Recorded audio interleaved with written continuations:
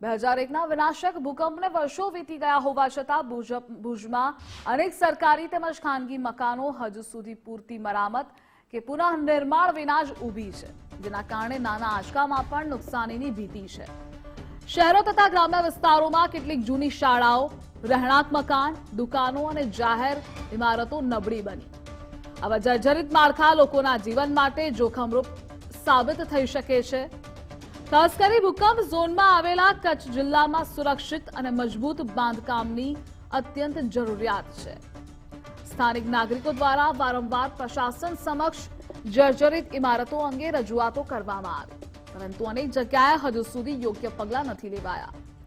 ભૂકંપના સતત આંચકાઓ વચ્ચે આવા જોખમી માળખા દૂર કરવા, મજબૂત બનાવવા અથવા તોડી નવી ઇમારતો બનાવવાની માંગ ઉઠવા પામી છે।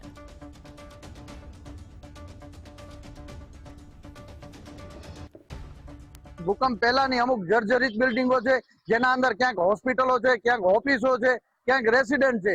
તો મારો આપના માધ્યમથી સરકારને કહ્યું છે, તાત્કાલિક ધોરણે ભુજમાં વધારે જે અગાઉ બનાવ બન્યો હતો ભૂકંપ વખતે જેટલો મરણાંક વધ્યો હતો એટલો ન વધે, એના માટે તાત્કાલિક ધોરણે 3 માળથી ઉપરની જેટલી પણ બિલ્ડિંગો છે એને તાત્કાલિક ધોરણે ધસી નાખવામાં આવે।